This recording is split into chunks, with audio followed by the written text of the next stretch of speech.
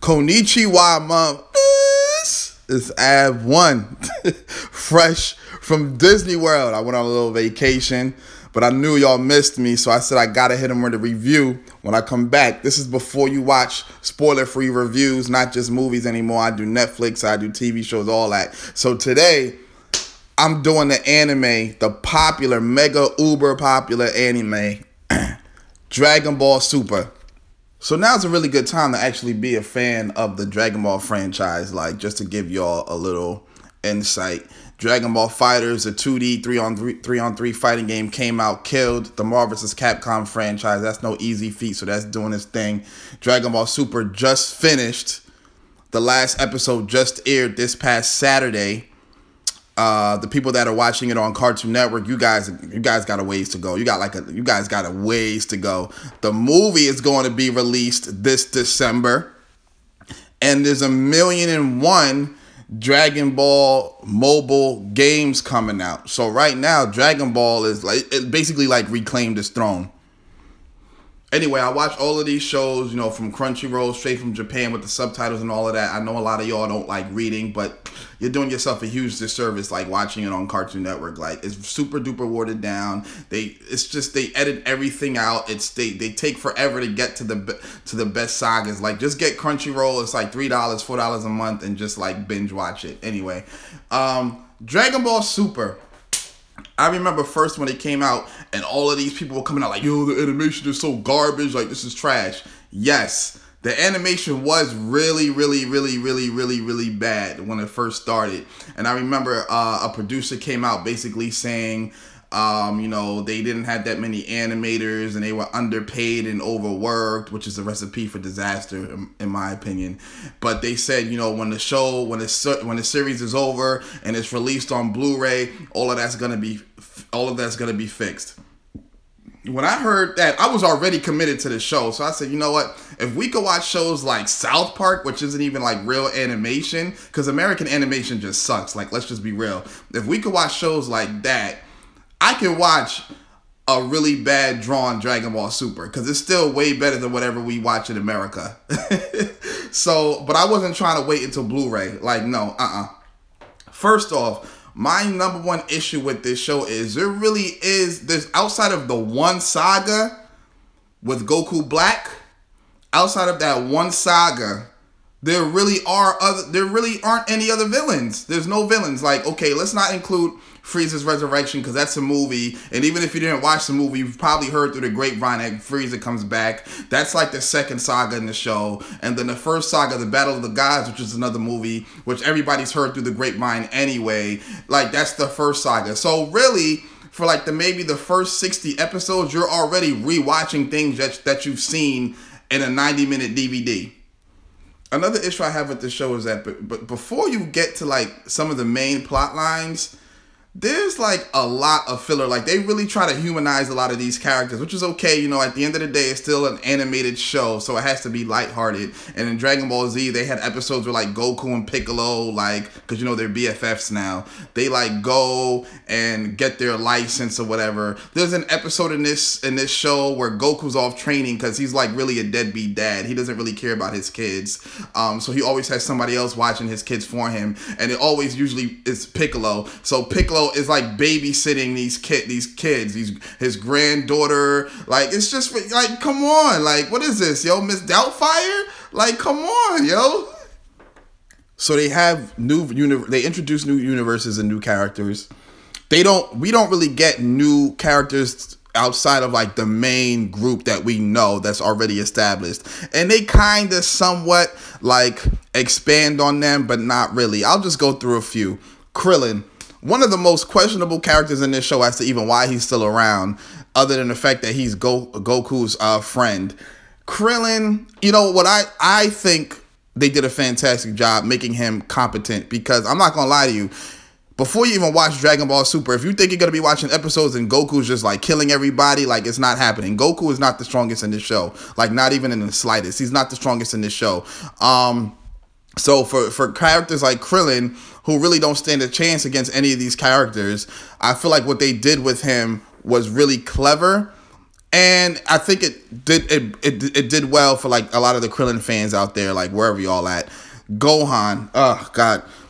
Gohan is like the equivalent to the dude that you knew that really had NBA legend talent. Like he could have been the next Jordan, but instead he decided to like sell drugs and hang out with the wrong crowd. And now you just shake your head every time you see him in front of like the bodega. You just like, bruh, like, what are you even doing, man? You could have really been making billions of dollars, and now you just out here selling nickel bags. But it is what it is. Gohan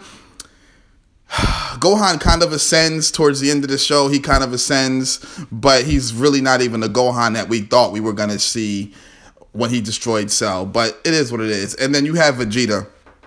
Vegeta has a strong fan base. Like, a lot of people love him. They love him. But I'm a very strong advocate for the fact that Vegeta is really only on the show to envy Goku. Like, let's just be real. Vegeta plays second fiddle to Goku. He's nowhere near Goku's level, like not even close.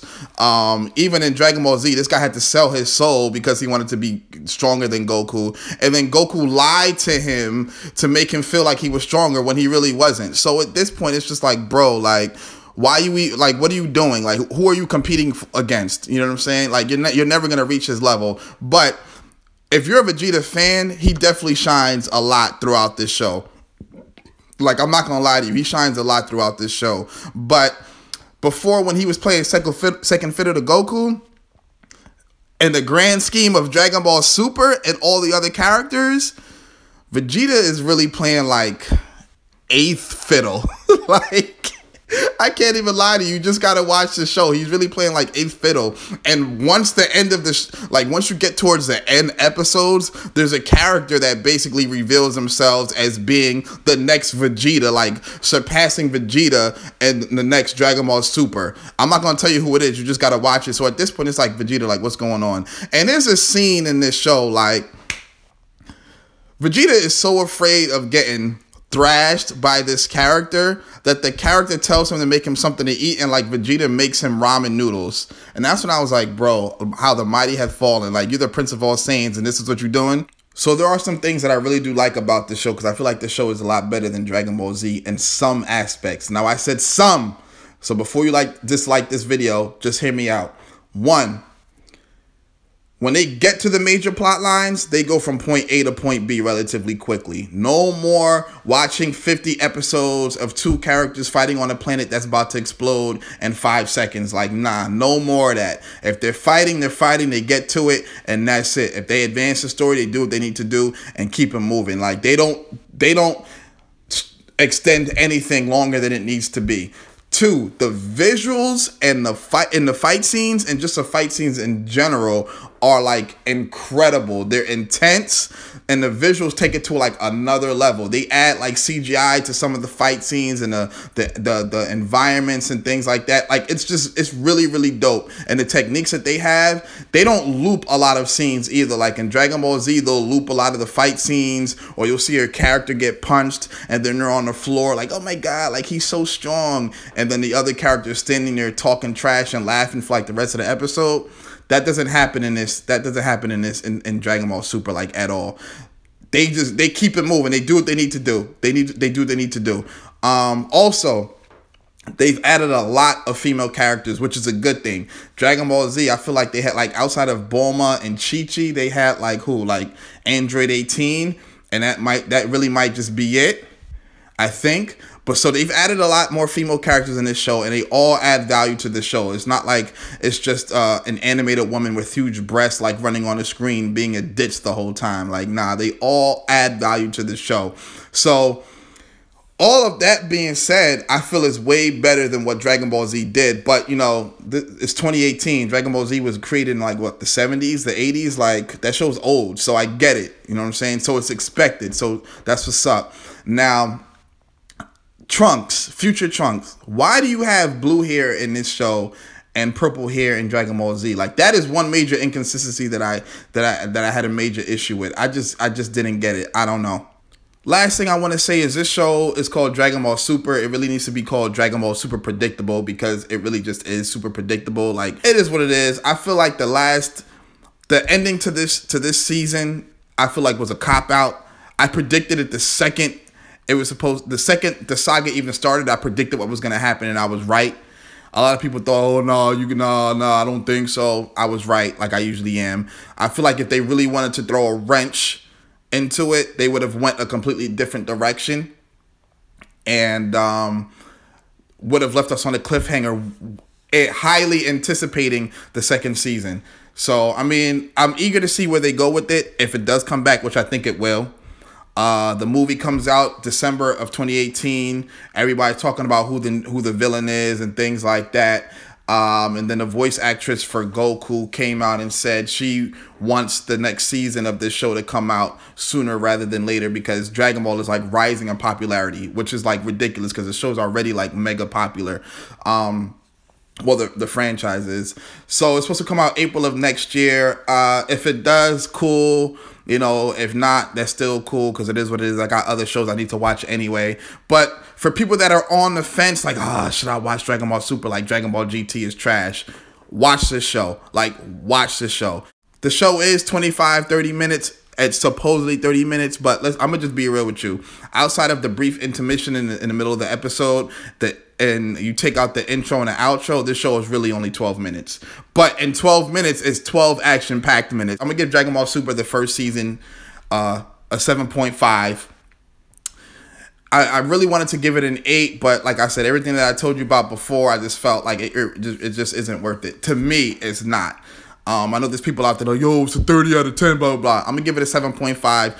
Make sure y'all like and subscribe and turn the notifications on. That's a little bell next to the subscribe button so you get that little message anytime I post a new video because I got a ton of new content coming soon. JLA will be here right around the corner. I got a new Instagram at Abwon. I'll leave a link for that in the description. I'm following everybody back to infinity and beyond. And you can let me know what you thought about this review, what you think about Dragon Ball Super, so on and so forth. I got a Ready Player One review coming real soon for y'all. I'm out of here. Peace.